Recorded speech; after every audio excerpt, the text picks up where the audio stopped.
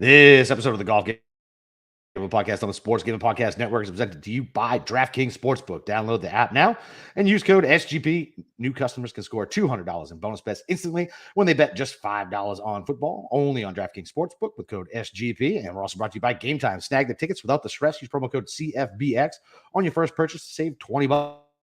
Download the Game Time app and use promo code CFBX. We're also brought to you by Underdog Fantasy. Play the Underdog Pick'em in college or NFL and win up to 20 times your money in one game. Plus, every Sunday, they're giving away $100K. Use promo code SGPN at Underdog Fantasy for a 100% deposit bonus up to $500. And finally, Hall of Fame Bets, the sports betting research platform for parlays, player props, and game lines. Download the Hall of Fame Bets app or visit HOFBets.com. Use code SGPN to get 50% off your first month and start making smarter bets today.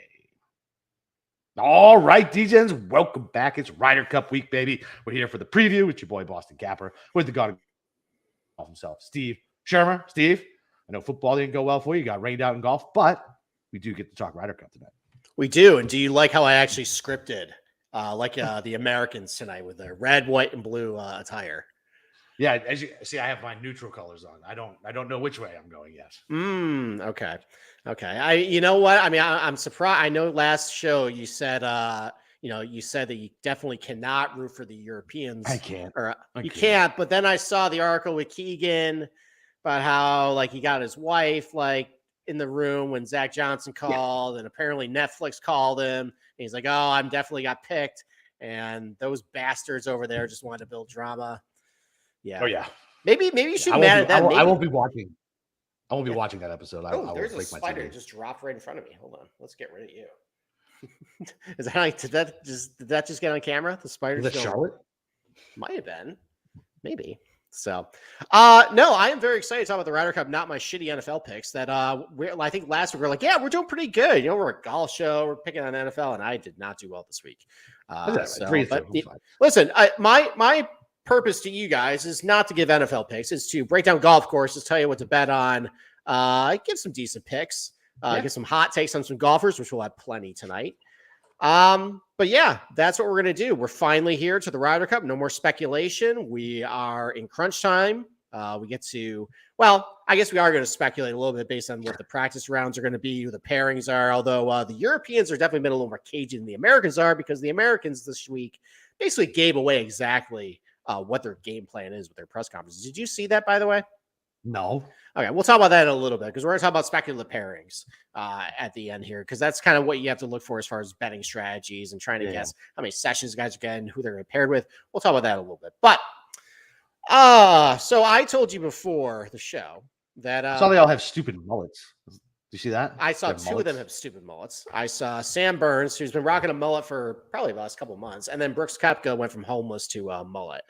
I legit don't know what I'm gonna do, because I want to root against Sam Burns. I want to see certain Americans just fail. Mm-hmm. Well, I mean, I think the last time they had mullets, so I think Ricky wore a mullet in 2014, and I think the European press called it a Djangoistic attitude.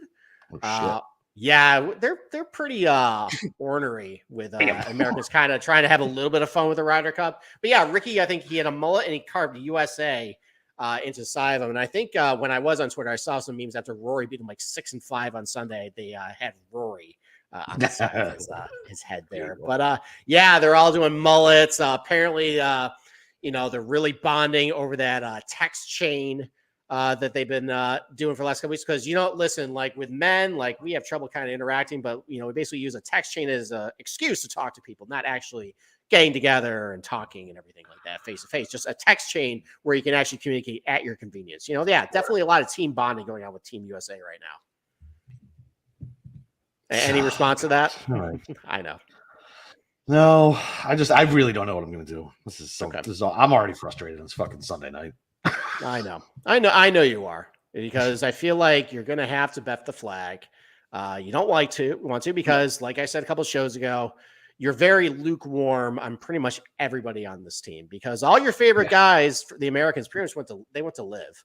The ones you actually kind of want to, have an edge and have some personality. These guys are kind of just dialed.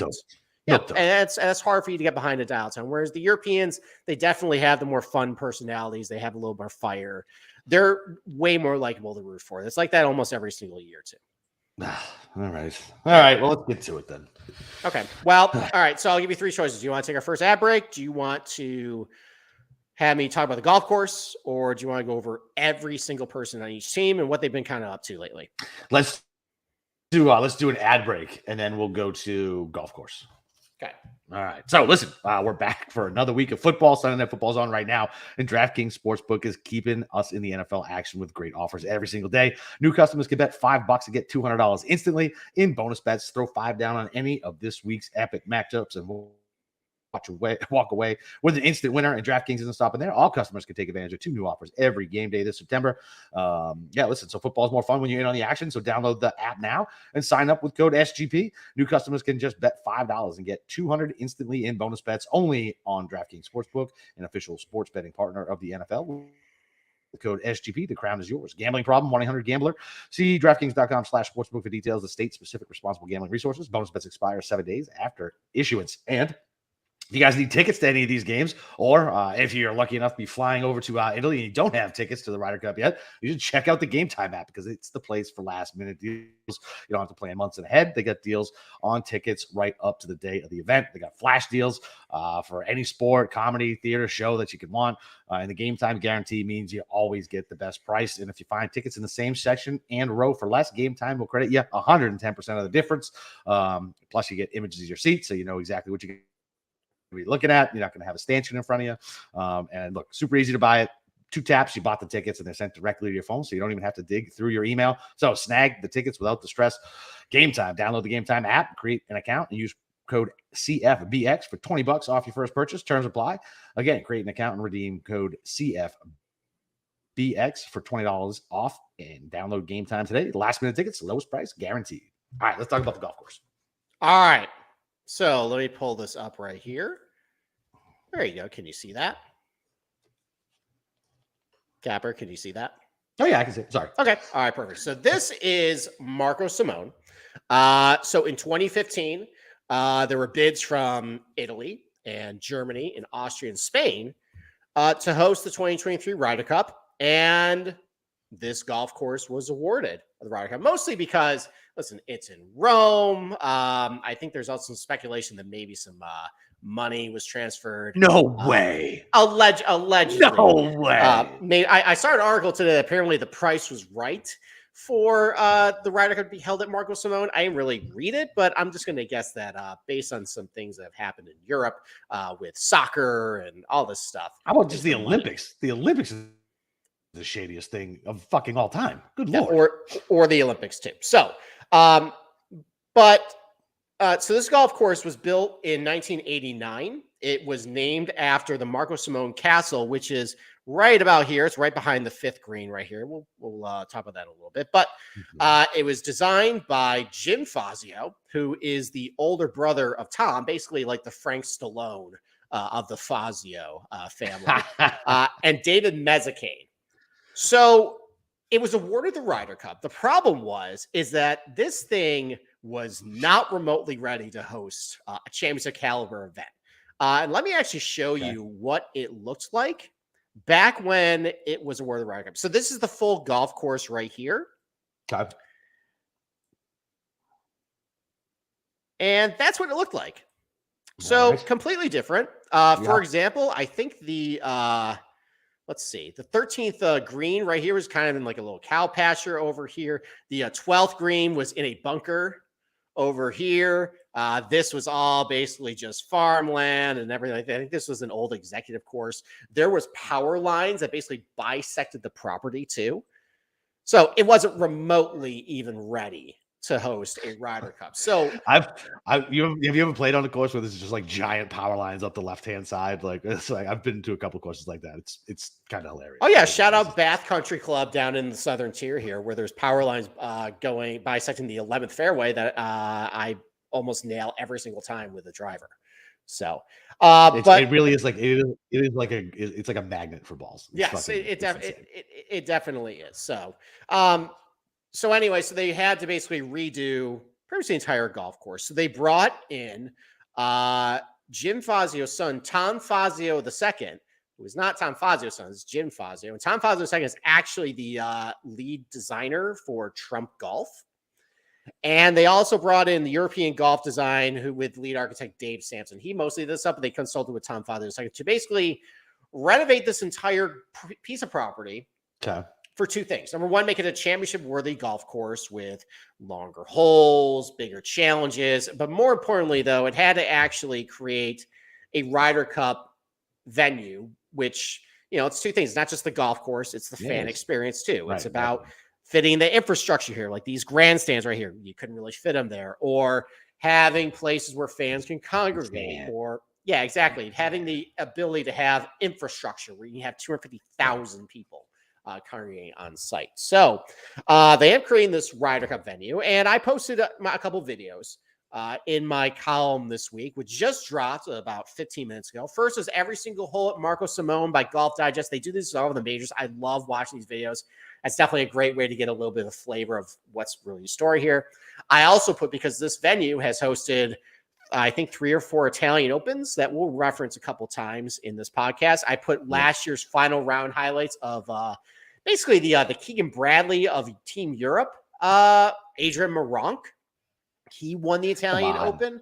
I know. Yeah. Well, so he won the Italian Open, and I have his highlights. So listen, he'll have a little bit of a part of this Ryder Cup this week when you watch those highlights. And also, if you want to see what it's like when a near scratch handicap golfer and a mid handicapper take on Marcus Simone from the tips, it's a lot of really bad golf. And I put that video in there too with the no laying up guys. They had a video from Marcus Simone. So I had my column this week, and I was trying to think about how to best describe this golf course to you. And I don't usually like to pat myself on the back too much about some of my writing, but I came up with a analogy that I thought was pretty clever. Okay. So I'm going to read it to you right now, and you're going to basically, this is how I basically see Marco Simone. So if I could sum up this golf course with an analogy, it's like going to Dave & Buster's. Okay. So there's a lot of bells and whistles. You got giant arcade games, a thumping nightclub, neon bowling, flat screens with everywhere. You got bar trivia, these sugary, vibrant cocktails with cool names, maybe an axe throwing station. Dave & Buster's is everything you need to experience full sensory overload.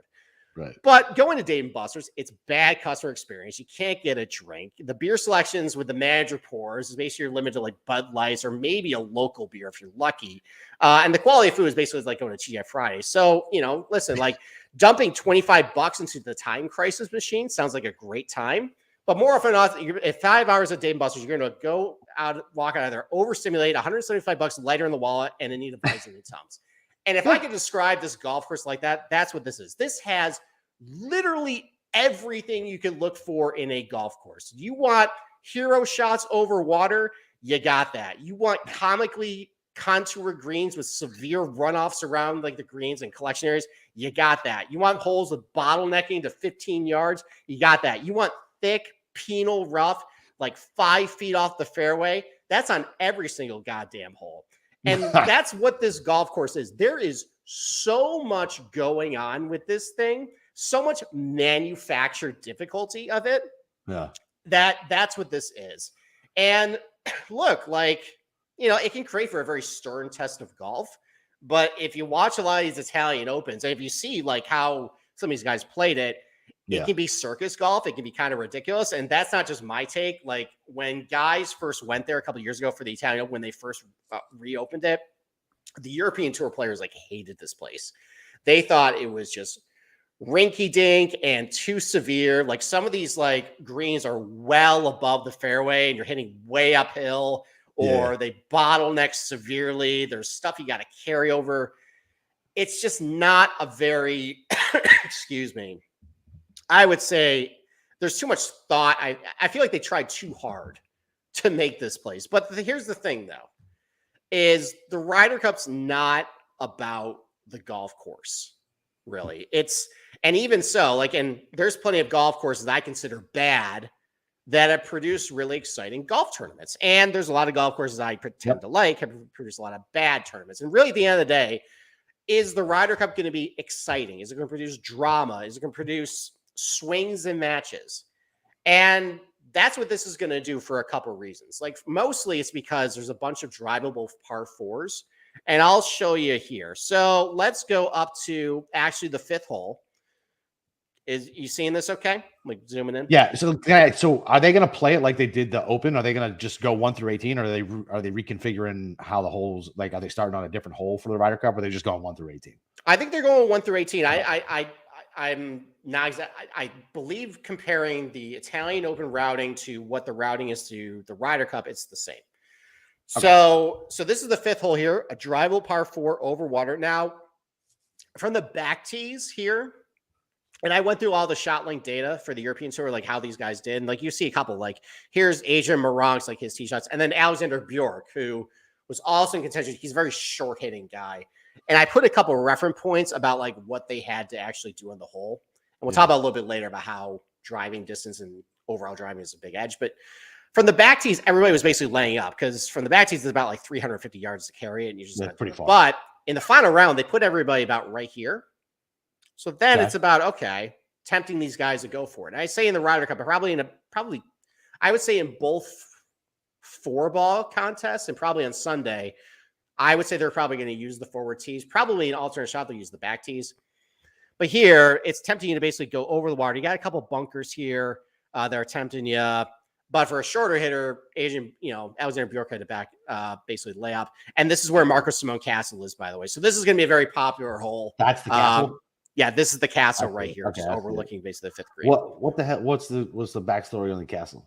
I did not get to that. I wrote 4,100 words, and unfortunately, the backstory of the castle did not make the cut. That's fine. There's going to be at least 600 vignettes about it during the coverage. So, I'm sure, of course. I'm sure I'll be nauseated by the backstory. Yeah, by of course. Day 2. All right. There's also the 11th hole. Here it is, right here. So I would say this is probably how far outside of Rome is this? It's actually like very close to Rome. So one of the selling points of this place is you can see St. Peter's Basilica. You can see the Parthenon. Like it's a very hilly. It's basically built on the side of a mountain. It's a very hilly piece of property. And this is actually one of the examples of the holes where it's very hilly piece of property. So tee box sits about 40 feet below the putting surface here, but it's only 330 yards. But in the final round, you saw guys, and I'll actually zoom in here. It's a pretty wide fairway, but you had guys try and cut the corner over here, basically trying to get to the green. Now, Adrian Meronk was able to do that. He was able to bail out in this front bunker right here. He's able to get up and down for a birdie. Alexander Bjork, though, so there's a creek running all the way down the left. That's basically one of the pitfalls. If you miss left, you're basically going to be in here. But this is also really thick fescue. Yeah. And Alexander Bjork didn't quite make it. I think he was trying to get in this bunker right here. Didn't make it. Ended up making double on the hole. So that goes to show, if you got enough pop to make it up the hill here in this front bunker, or even just like in this collection area over here, getting up and down is pretty easy. If you're a shorter hitter, it's an uphill wedge shot, or if you miss left, you're in this hay right here. That's a bit of a problem. All right. And then you got number 16. Hold on, let me just say this. I'm gonna make something off the jump. I'm gonna have to put something at the front of this too. Listen, if you guys are still listening to this, go to YouTube so you can actually see what Steve is doing. So just go to YouTube if you listen on the audio version. It's just the same thing. I do the same thing. Just go over to YouTube, listen to it at 1 1/4 speed, whatever. Don't forget to subscribe and download. Yes, my apologies. So now the 16th here, this is a true drivable par 4. You got a creek that bisects the fairway about 300 yards away from the back tees, but they were using the front tees, I think, for the entire tournament of the Italian Open. Right.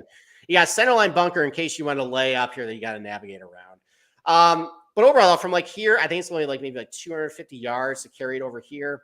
Guys like Adrian Meronk and Nikolai Højgaard, who's on this Ryder Cup team, who's also won the Italian, by the way, they are able to get to the front of the green very easily, get up and down for birdie. As shorter here, like Alexander Bjork had to lay up every single day, though. So that's another example of, with this golf course, how driving is going to be really important. And guys, they're going to basically want to entice people to go for the green. Now, the danger is if you miss the green, you got all this water right here. If you lay up, you end up with this bunker, or maybe in the creek here. But that's how it's going to be exciting. You got drivable par 4s, at least 3 opportunities for it. This is the 16th hole, so you can see a match kind of flip that way. I think there's 3 par 5s as well.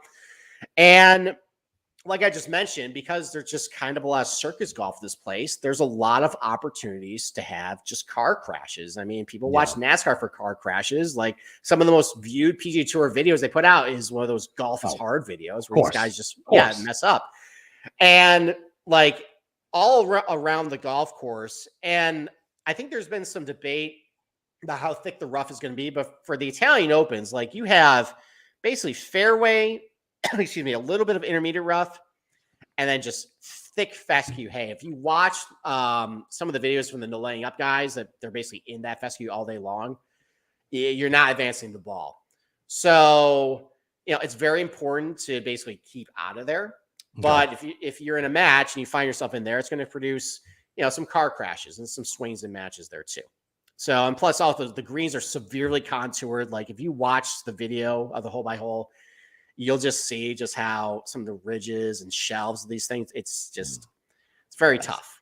So I would say it's not a very well-designed golf course, but it's going to be wildly entertaining. And especially because they've done a really good job creating areas where fans can congregate and the sound is going to reverberate around the golf course. So, and on TV, you're just going to hear a lot of energy and all that stuff, which is going to enhance, basically the viewing product, which is what this really is at the end of the day. This is an entertainment product. It's going to irritate these soft ass motherfuckers that we got on our team. It's so annoying. It might. Xander and Cantlay and like. It might. I'm a little worried about those guys. We'll talk about more about that on maybe Tuesday when we go over our bets. But I'm definitely a little worried about that.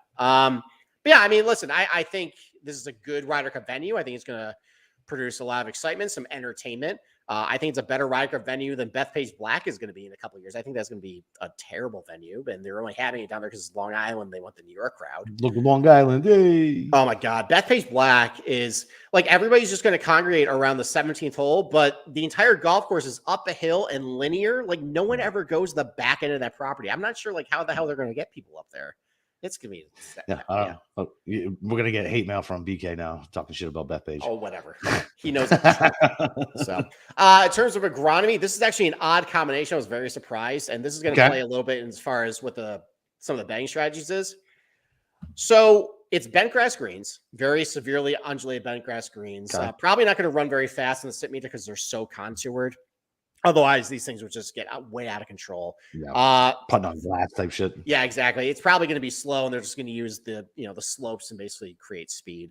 The rough is thick fescue rough, but the fairways are paspalum.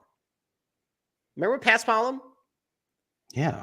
Yeah, it's the sea. It's the grass you grow by the sea in the ocean. That's weird. It's very weird. I thought that's very strange. I mean, there's no ocean anywhere around here. They wanted, I guess, a warm weather fairway strain, which plays into why driving is so important. Is because I think that was the last. That's like the cherry on top for me, which we'll get to in a little bit. But very strange grass combo, bent grass greens with paspalum fairways. I don't know of on our golf course with that. That's what I was going to ask. I was like, is there anything that even has that combo? No, there isn't. I mean, usually paspalum golf courses are either just like all paspalum fairways and greens, or I think Kiowa was paspalum fairways, but I think Bermuda greens, but it was overseeded for the tournament. I don't know. I mean, paspalum and Bermuda probably is a combo because they're both warm weather, but bent grass and paspalum, that's an odd one. Yeah. But all right then. All right. Well, that's the golf course. Maybe we'll put that to the side and we'll talk about players on each team, just kind of like what they've been doing lately. Yep. Maybe we'll take another ad break and then we'll go from there. Yeah. Well, before I cut that, just what are your two favorite holes on this course? Like what are you reviewing? Right? Not like I love the architecture. Like, what do you think are going to be the two most entertaining holes while we're watching this? I mean, I think it's the ones I highlight. I think it's the fifth hole. The drivable par 4 with the castle in the back, and I think the 16th here. I think matches are going to go to the 16th hole with opportunities for either, like if the guys are 1 up in the match, they can get a birdie, close it out, and the guys only make par, or maybe it flips here. Cool. I think those are going to be probably my favorite holes just to watch because I think there's going to be the most drama there. All right. Sweet. All right.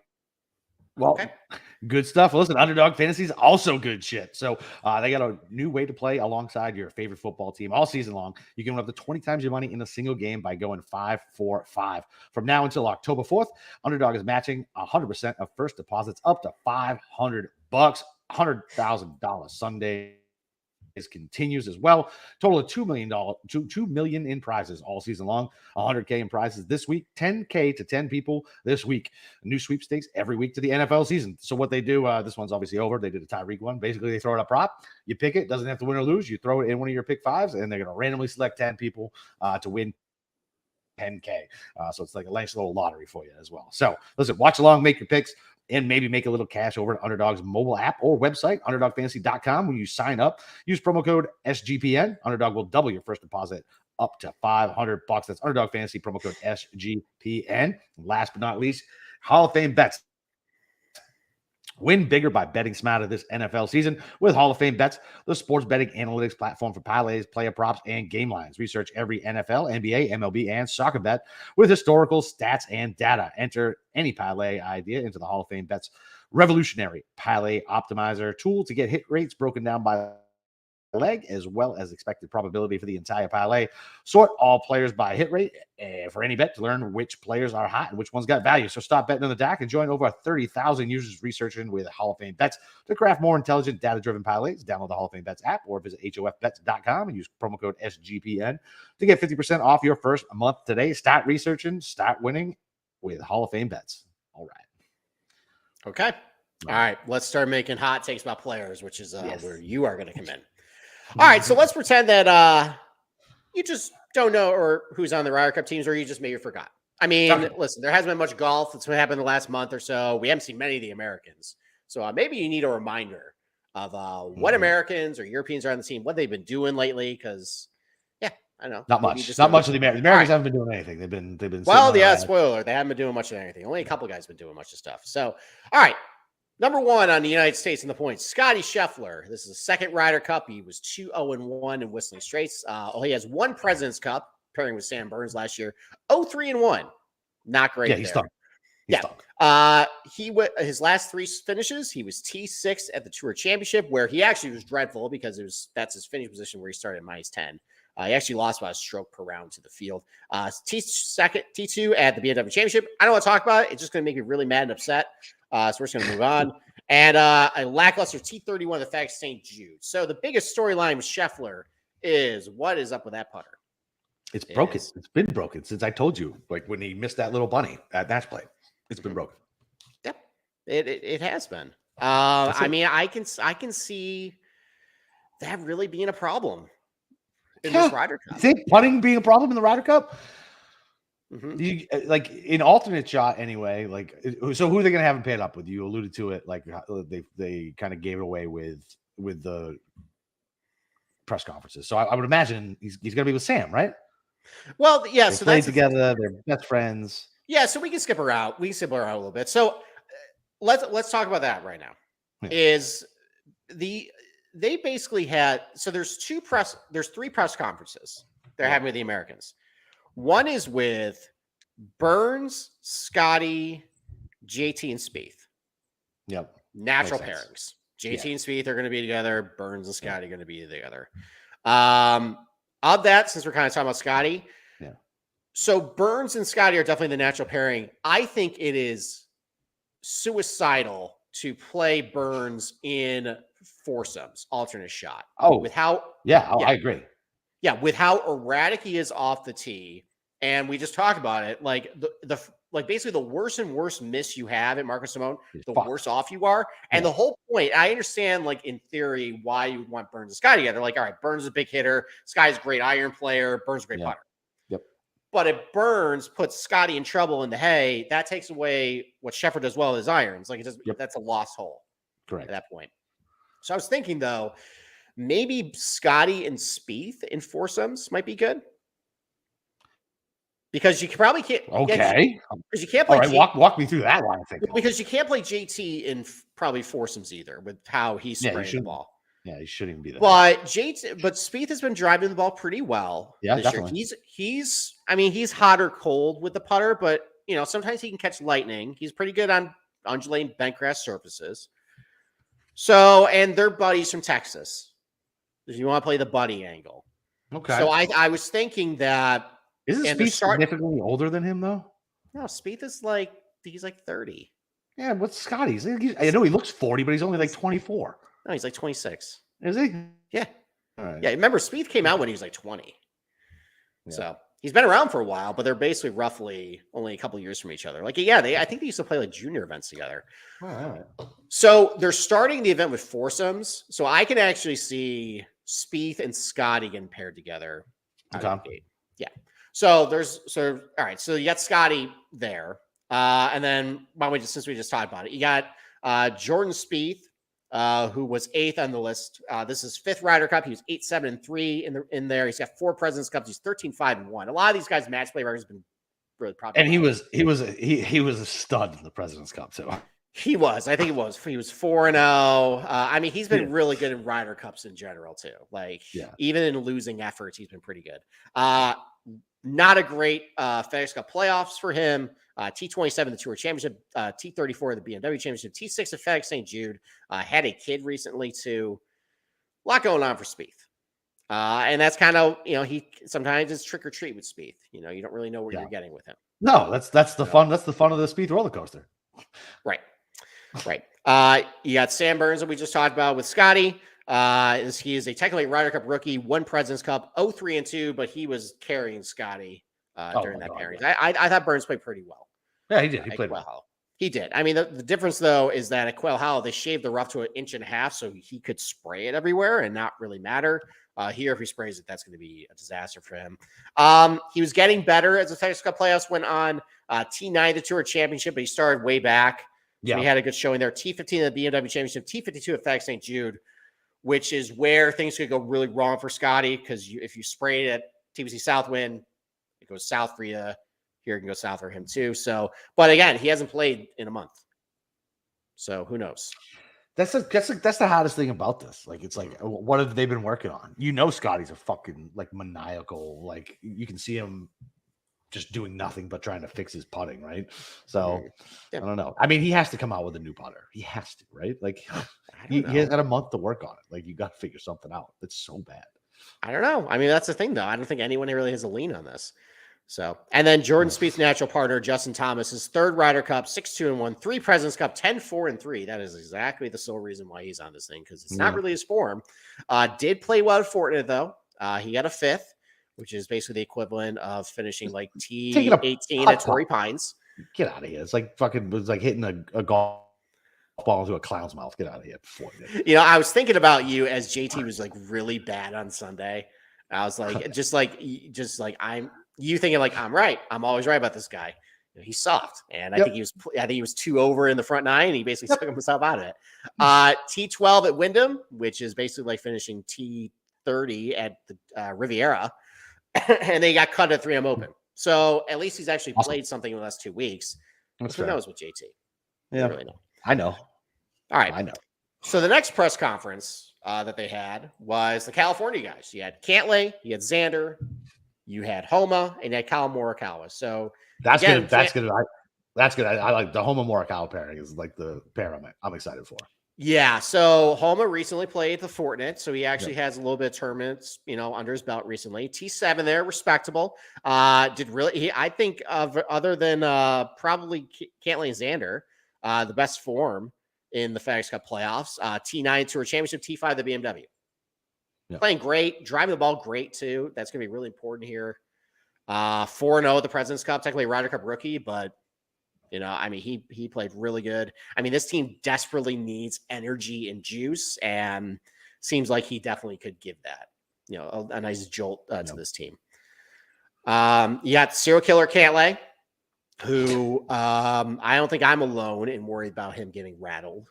By the thing is though is that, and I was thinking about this because I think I messaged you about saying I had PTSD, or not PTSD, but a panic attack about European fans getting on him for his slow play and him just kind of losing his mind. The thing is though, with the European crowds, when they get on guys, it's not all that mean, like a like an American crowd would be. Like there's no real F bombs or anything like that. Like I remember in 2014, what got Patrick Reed all hot and bothered was Reed missed a putt, like a 2-footer in 2014. And then somebody yelled at him on Sunday, like, did you work on your putting, Patrick? Like it's stuff like that. And then that's where the famous shushing came from. And that's when everybody loved Patrick at that point. Like, God, that seems like forever ago. That happened. But anyways, it's stuff like that. So I can see him get on him for slow play, but like, I don't know if it's really going to rattle him all that much. More, I think what would really rattle Cantlay more is like just like energy of like a pro-European crowd, like not really behind him. That's why I think. Do you think he's such a serial killer? Do you think he even gives a fuck? That's the other thing I was thinking about. Like, maybe. I mean, he got kind of rattled in Royal Melbourne, and the Australians were on him a little bit. Yeah, that's true. Yeah.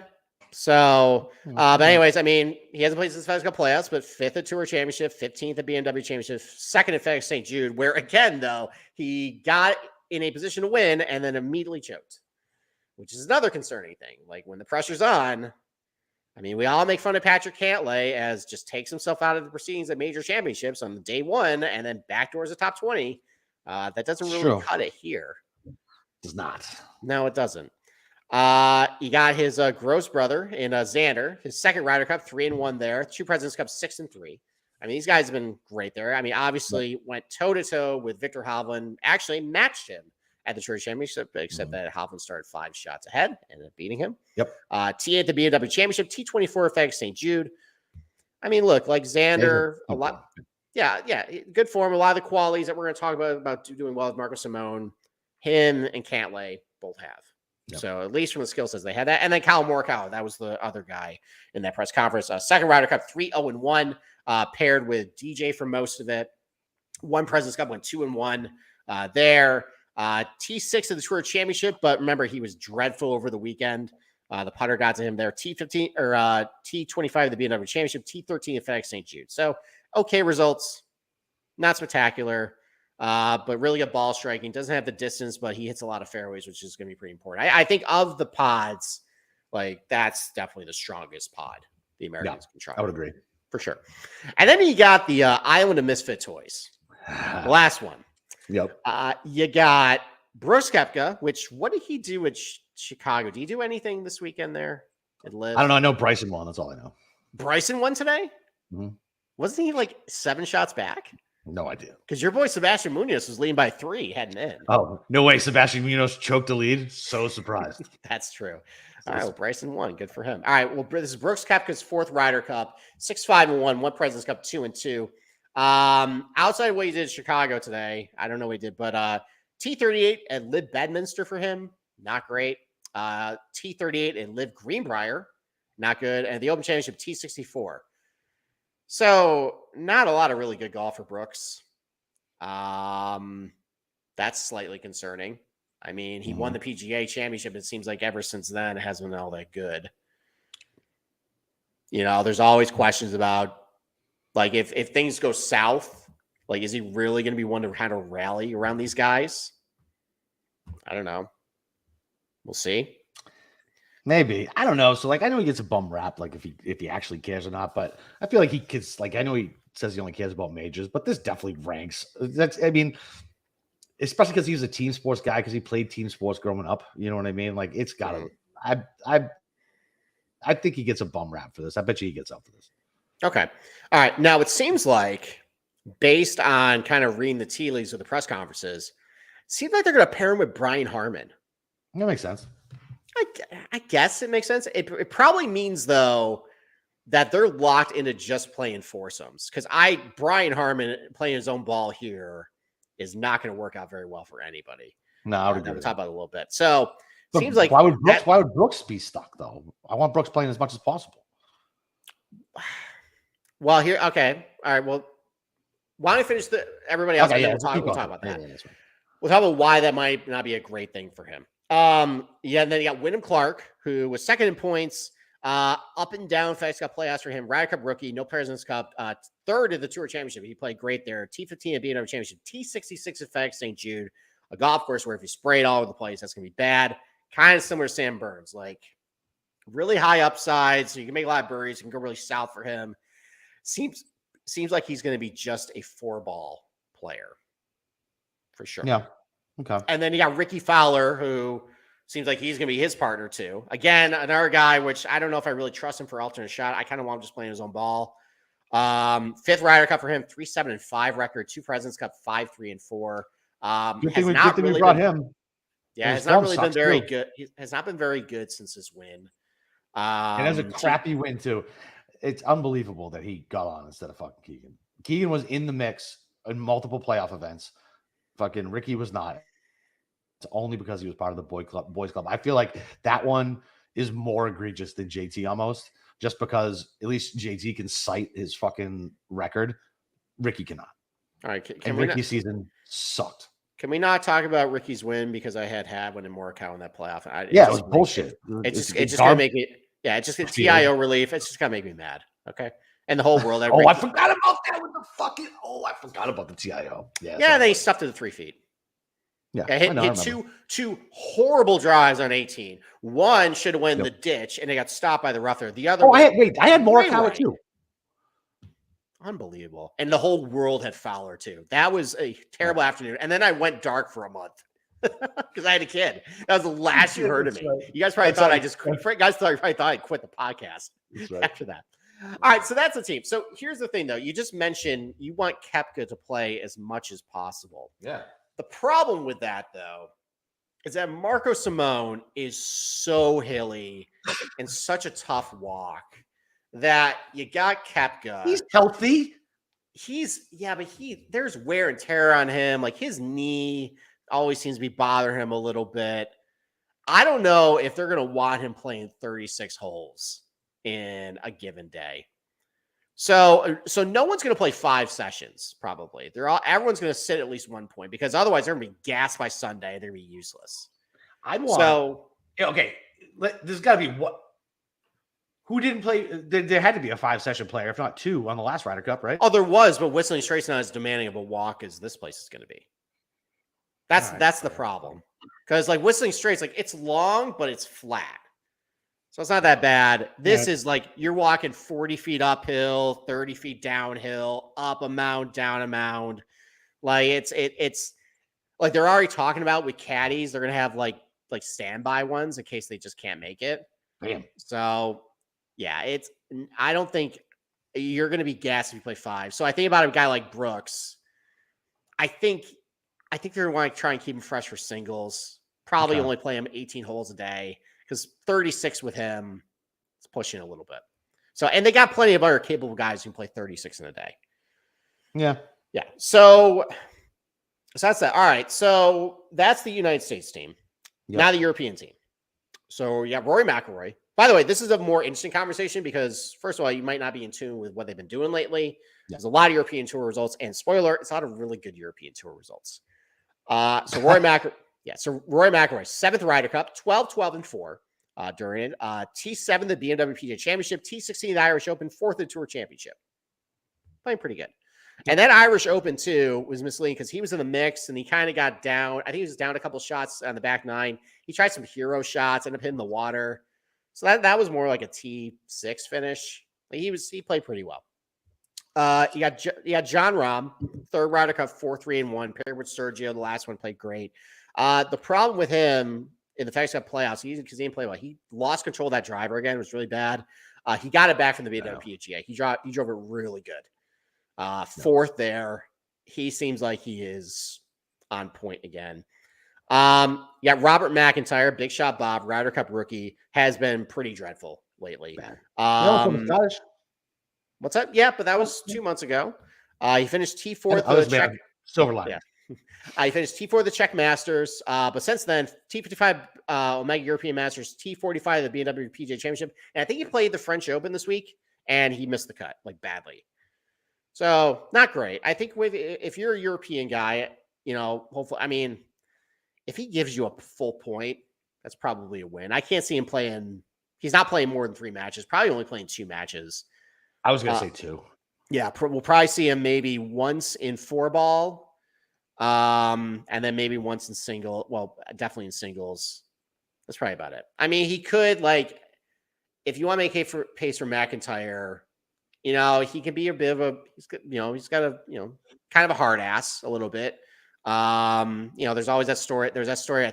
Who did he get somebody's face over? It might have been Aaron Wise. He really kind of he accosted him at the Open Championship about. Oh no, that's right. 100% right. 100% right. So he can definitely get under people's skin. Yes, for sure. Yes. So I mean, there's that you're banking on, but as far as like form, it's not good.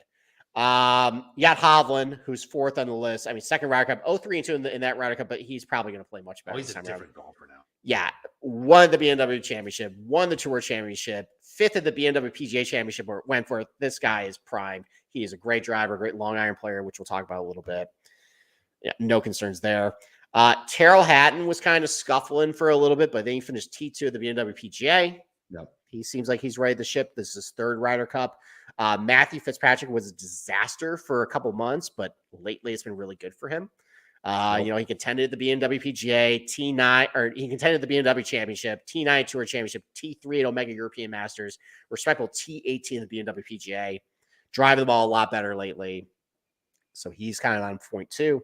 Tommy Fleetwood continues to just crank out really solid finishes overall, really good statistical profile. 3rd Ryder Cup, 4-2-2 overall. T25 in BMW Championship, T6 Tour Championship, 6 in the BMW PGA. Yep. And like the BMW PGA, like these are legitimate, like that's a legitimate good field. Oh yeah, absolutely. Yeah, like really good players. So like I know we're saying European Tour results, but like you're finishing 6th there. That's a good finish. Yeah. Even Sepp Straka starting to play pretty good. T37 BMW, but T14 at Tour Championship where he started, I think, at even par. Okay. So he rose up pretty good. And then T10 the BMW PGA. So even he's playing good. Justin Rose, not playing all that great. Didn't do much in the FedEx Cup playoffs. T36 in the BMW PGA. This is 6th Ryder Cup. I would anticipate probably his last Ryder Cup, too. He's 43 years old. Yeah. Shane Lowry, who's starting to play better. That was probably one of the more controversial picks, I think, for Europe because he wasn't playing all that great. But lately, T3 the Irish Open, T18 the BMW PGA, playing good again. Nikolai Højgaard, a exciting young rookie who hits it a mile, which is important here. Former winner at Marco Simone, too. Yep. 3rd at the Czech Masters, T5 the European Masters, and he didn't play all that great at Wentworth, but still. A lot of really good finishes recently. And then my boy, Ludwig, who we'll talk about on Tuesday, has kind of a crazy over-under on points. Oh, really? What is it? You want me to tell you right now? Yeah, tell me. What is it? All right, I'll tell you about. I'll tell you about. His over-under on total points is 2. Oh, shit. And it's -115 each way. Ooh. I got to take... That's take the under. Yeah. That seems a little ambitious. Yeah, because what if he only plays twice? Or just 3 times, which I think he might only play 3 times. Like, this is still a really young kid with high expectations. Like you think about like guys who like these young studs. Like Rory, I think he was 2-1 and I think he was like 1-2-1 in his first Ryder Cup. Hovland was 0-3-2. Like Ricky Fowler in 2010, like he was like a young phenom. He didn't play all that great. Like it's just like this is he was just in college 5 months ago. It's a big ask. Yeah, it's a big ask, man. So that's one of the ones I bet under on his points to spoil. Yeah, I like that. Right. But overall, though, like we think about the 2021. Remember how dog shit that team was? Oh, yeah. And people were afraid of them because you got Paul Casey and Ian Poulter and Sergio and Lee Westwood. Those guys were all We weren't afraid. We weren't afraid, sir. We were not afraid. No, none of those guys were in form. They were well past their prime. Like Lee Westwood was on that team because he finished 2nd at Bay Hill and 2nd at the Players. Other than that, his results were dog shit. I forgot fucking Lee Westwood was on that team. He was terrible. And I love Lee. He did not belong on that Ryder Cup team. You did. Hatton was in bad form. Fitzpatrick was in bad form. Even Fleetwood wasn't playing all that good either. Like Paul Casey was their 4th best player. We trounced them, man. That was fucking. We did, and that was fantastic. Thing is, this one though, like all these guys are playing great. They all have really good attributes for this golf course too. Like This is one of the more impressive European teams I have seen them field, and which is scary because I mean they have dominated the U.S. for the most part, especially over in Europe, and this is a really good team. I think there's the ceiling is high for them, right? Typically, we not. When I'm thinking about a European Ryder Cup team, I'm not thinking about ceiling. You know what I mean? It's usually some dregs they're dragging from fucking, like you said, dragging a corpse of fucking Paul Casey and shit like that. Like they don't have a ceiling. Now they got some young, exciting guys who can hit the ball a fucking mile, and then who knows? You know what I mean? Who knows what they're gonna do in this? You don't know. Like maybe they lock in and turn into a fucking killer. They're gonna be a problem for 20 years. Do you know what I mean? Like that's the nightmare scenario. That is the absolute nightmare scenario. If Højgaard and Edberg all of a sudden just lock in and just this is like in their blood, and they're such good players that they could just be such a pain in our dick for the next 20 years. Oh, for sure. I mean, like I think what our biggest comment I think 2 years ago was like there's no one down the pipeline for Europe, really. They got to find these players. And we actually said that. Yes, we did. Yeah. They found it when Højgaard and Aberg. I mean, there's also Rasmus Nikolai's twin brother. He's in there too. And I mean, like Fitzpatrick is still young. Hatton is still in the prime of his career. Hovland is young. How old is Hatton? He's got to be in his 30s. I think Hatton's like 32. Okay. Yeah, so he's a younger guy. Yeah. You know, I think Fleetwood's like 31 or so. Is he that young? No, you know, actually, I think he's 34. Okay. But still, a lot of these guys are in their prime. They got some young guys too. Like even like a Sepp Straka that they found, like he's got a lot of like volatility. Like he's going to be, I think, a really dangerous 4-ball player because like he can make, we saw the John Deere, like he can make birdies in a hurry. I know. So he drives the ball so good too. And maybe we'll just get to the attributes right now. So, all right. So we're almost an hour. All right, so a lot of this is in my article. Like, you know, obviously, like we kind of talk about a little bit, like, you know, in order to bet in the Ryder Cup, you got to guess who's going to be paired with who. Yep. We talked a little bit about the Americans already, how they're basically telegraphing it. The Europeans, I actually have no idea really what they're going to pair because they're so analytical. I'm not even going to guess. They're always really cagey with that. You also have to guess too. You got to think some of the young. You got to think some of the younger cats are definitely going to get paired with. So you got to think a natural would be Ludwig and Vic, right? Maybe. To make him comfortable. So, I mean, sometimes they paired rookies together. Sometimes they paired like Rory. Sometimes they pair like Rory with a young guy. Like you remember Rory and Thomas Peters. Yeah. They also tried to make Rory and Fitzpatrick a thing. That didn't work out. They made Rory and Torben Olsen a thing. I think in France that didn't really work out either. I forgot about fucking. I know Thunderbear.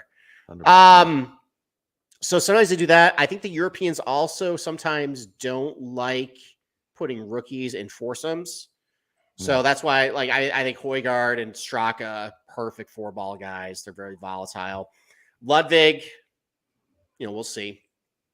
I can see he could definitely be a good alternate shot guy with how well he drives it, but, you know, he's still a rookie. Yeah. But, you know, excuse me, as far as pairings go, I mean, who knows? I mean, sometimes they mix and match each day. Yeah, you know, they're very well prepared, but you can also look at it from just skill sets in this golf course. And there's two things I noticed a lot going through the ShotLink data with the Australian Open, just kind of chart this golf course out. Long approach shots. That is going to be a huge thing this week. So even though it's 7,200 yards on the scorecard, that's deceptively short. Yeah. I showed there's 3 drivable par 4s. There's a couple short par 3s. Otherwise, though, most of the shots like Moronk and Højgaard and Alexander Bjork were like over 150 yards and over 175 yards. Yeah. Like I think like 12 of like the 18 shots are over like 175 yards. Okay. So now that was back in play in May. Maybe it was playing a little slower then, but I think just based on how the holes are set up, and also a lot of holes are significantly uphill. You got to adjust for that. A lot of really long approach shots. So that's going to be key. And number 2, there's probably the most important thing. A lot of people are talking about elite driving. Yeah. You got to drive the ball long. You got to drive it straight for a couple reasons. Number 1, very penal off the fairway.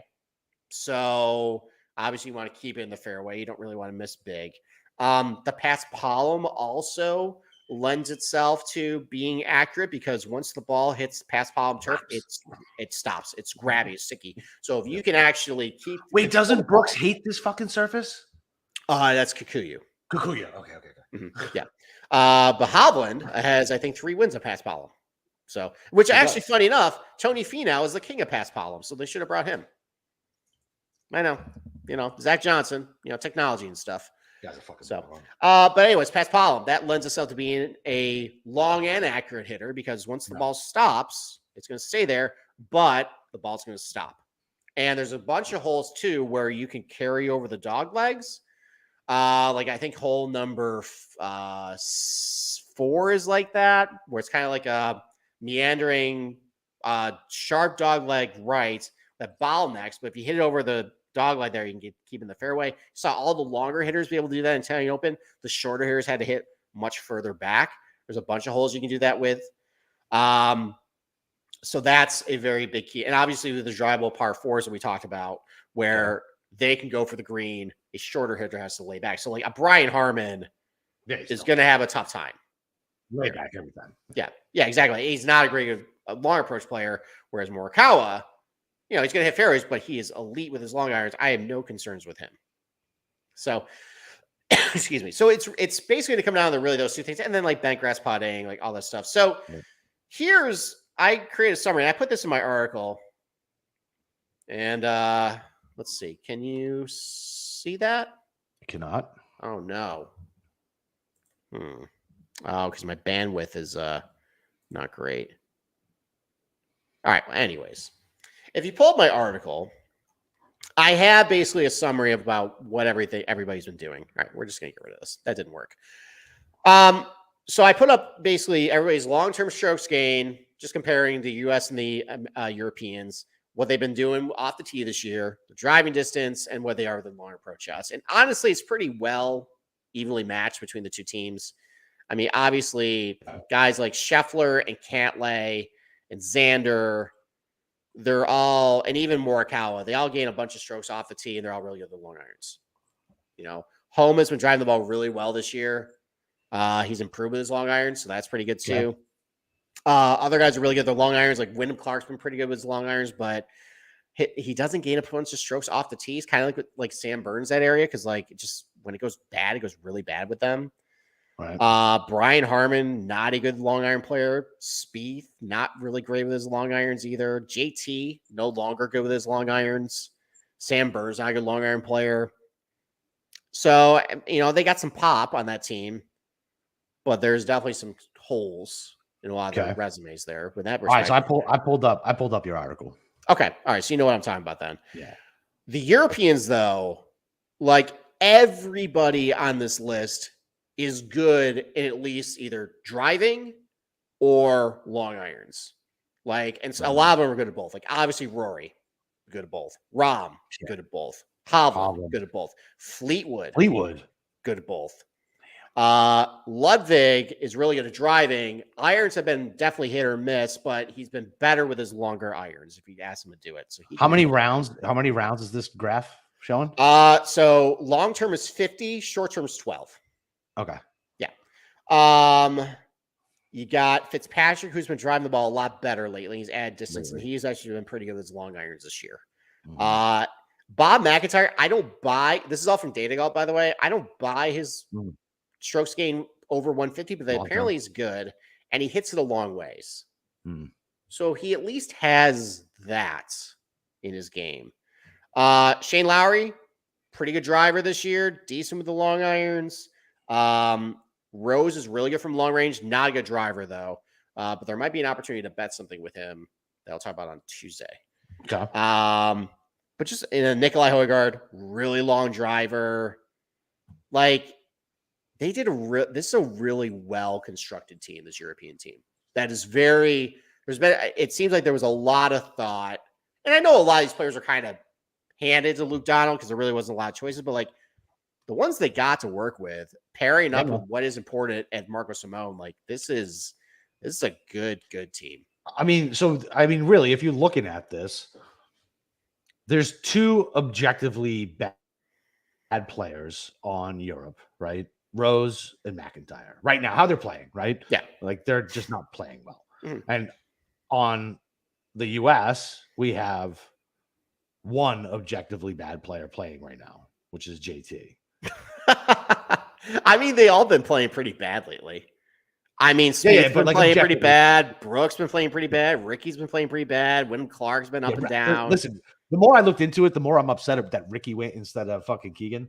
And the fact that, I don't know, I've never been a Ricky guy. So, yeah. So, I mean, like, I think, like, you know, from a total strokes gain perspective, pretty evenly matched. It's a strong U.S. team. But, like, if you really start drilling down into, you know, driving and long iron play, like, these Europeans, like, they're not going to be a pushover. And now we're on their turf in front of a friendly crowd on a golf course that all of them have played except for Rahm. And a lot of them have played. 2 of them have won. Yeah, 2 of them won. The rookies, by the way, that, like, you know, you'd be like, oh, they're going to be rattled. Well, they're on a golf course they won at. Yeah. Like, that's going to give them a little bit of comfort. All these, like, I think Fitzpatrick's lost in a playoff there. Haddon's got a top 10. Rory's played really well there. Like all these guys have success there. And I mean, Marcus Simone, like, it's more straightforward as far as like what it's asking you. But with how crazy and how stupid some of these holes are, like the fact that Europeans have been kind of used to the style of golf in this golf course and the U.S. isn't, they're mean from a hostile crowd, like people keep talking about like this talent advantage and like, oh, like, you know, it's just don't worry about it. Like, I don't know, A, if I agree with that. And B, I think what you're looking for with this golf course, what you need from it, like these Europeans definitely have an edge. I would love to know what the ticket count is because that thing, the Europe has gotten steamed to the fucking moon. I would love to know what the ticket count is. I mean, at this point, I mean, so where the odds right now, I saw a minus 105 in the Americans. And listen, I'm dressed essentially in the American flag. I'm going to bet the Americans because I cannot stand betting the Europeans. We're rooting for the Americans. I'm probably going to structure my prop bets as best as I can for pro-American success, anti-European success. Just, you know, because I don't really want to root for like over on Shane Lowry points. But I as where you and I felt very good in 2021, laying a shit ton of money in the Americans. I don't feel nearly as good this time around. Yeah, me either. And that's hard. Look, like I said, I already took a small piece at where was it, like plus 190 on Europe, which is fine. Like whatever. That's just a small piece, and I got a little bit. I can easily overbet that position, and it's just gonna be hard for me to. So this is really hard. I know because you're right. I don't like most of the guys on the American team. I just don't. How crazy was it? And I'm such a Keegan fan that I'm just so biased and I'm so stubborn and I'm such a prick that like I will cut my nose off to spite my face. Like I just will. How crazy looking at this screenshot that I have in my article about what these guys have been doing in the forum that you could have got almost 2-1 on this European team at one point. It's nuts. So that's why the plus 190 was like, I know. Thanks, I'll grab that. Yeah. I know. Well, that was the whole point. Like a couple of months ago, it's like there's a clear problem, red flags with this American team, how it's shaping up. Like, and you got this European team, it's going to be a lot better when people realize, like, you should bet the 2-1 at that point. If you're a neutral party, like that was the play. That was the bet. Yeah. At this point, though, it's basically a coin flip on either side. I mean, it's a matter of what my head thinks, what my heart wants. Yeah, exactly.